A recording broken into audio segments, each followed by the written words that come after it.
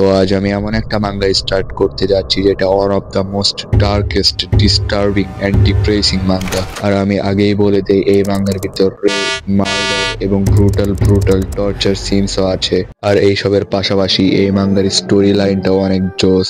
যদি তোমরা ডিসগাস্টিং এবং ব্রুটাল ডেথ সিনস প্রসেস করতে না পারো, তাহলে তোমরা এই ভিডিওটিকে এখানে স্কিপ করে দিতে পারো। আর এই মাঙ্গার ভেতর এমনও কিছু ডিসগাস্টিং এবং ব্রুটাল সিনস রয়েছে যেগুলো ইউটিউব গাইডলাইন্স এর কারণে দেখানো সম্ভব নয়। তো আর বেশি কথা না বাড়িয়ে ভিডিওটি শুরু করা যাক। মাঙ্গাটির নাম জুজিকা নো রোকুনিন এবং এর রাইটারের নাম নাকাতাকে শিরিউ। চ্যাপ্টারের শুরুতে আমরা একজন হাই স্কুল স্টুডেন্টকে দেখতে পাই যার নাম উরুমা শুন। উরুমা দাঁড়িয়ে দাঁড়িয়ে ভাবতেছিল এই পৃথিবীটা অনেক জঘন্য। যাই হোক, আমার কাছে এখন দুইটা জিনিস অনেক ভালোভাবেই ক্লিয়ার হয়ে গেছে।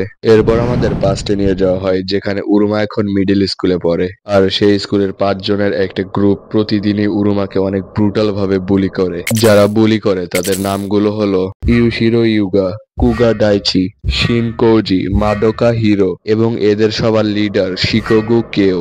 আর ভাই বিলিভ মি, এরা এক একজন এক এক ধরনের সাইকোপ্যাথ।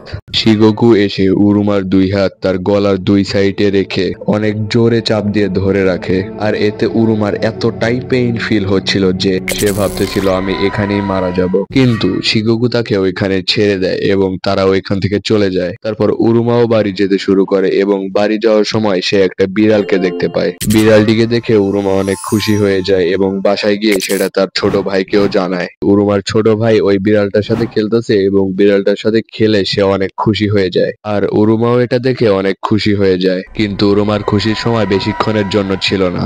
শিকোগু এবং তার সাথীরা এই বিড়ালটার সম্পর্কে জেনে যায়। এরপর আমরা দেখি শিকোগু উরুমার কাছে এসে তাকে তাদের সাথে যেতে বলে। আর তারপর আমরা দেখি তারা একটা ঘন বনের সামনে চলে আসে। আর এই বনে অনেক হিংস্র পশু আছে। আর শুন উরুমাকে বলে, তুমি যদি তোমার বিড়ালটাকে বাঁচাতে চাও তাহলে তোমার খুব শীঘ্রই এই জঙ্গলের ভিতর যেতে হবে, তা না হলে তোমার বিড়ালটা কারো না কারো খাবার হয়ে যাবে। এটা শুনে উরুমা বনের দিকে জোরে ছুটতে শুরু করে, কিন্তু আমরা দেখি তার যেতে অনেক দেরি হয়ে গিয়েছিল।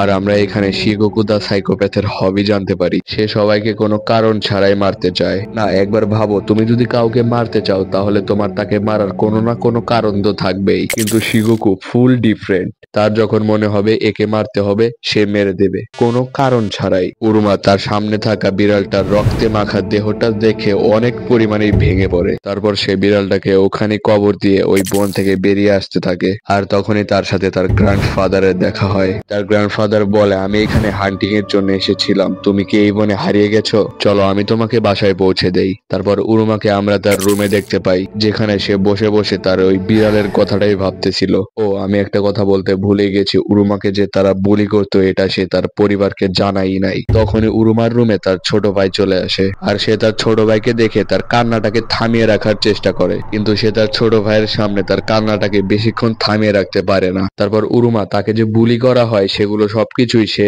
তার ফ্যামিলিকে বলে দেয়, কিন্তু সে এটা বলে না যে কারা তাকে বুলি করে। এরপর আমরা দেখি তাকে আরেকটা স্কুলে ভর্তি করিয়ে দেওয়া হয়। এইখানে এসে উরুমা অনেক খুশি ছিল, কিন্তু এইখানেও উরুমার খুশি বেশিক্ষণের জন্য না। আমরা দেখি সেইখানেও শিকোগু এবং তার টিম চলে এসেছে।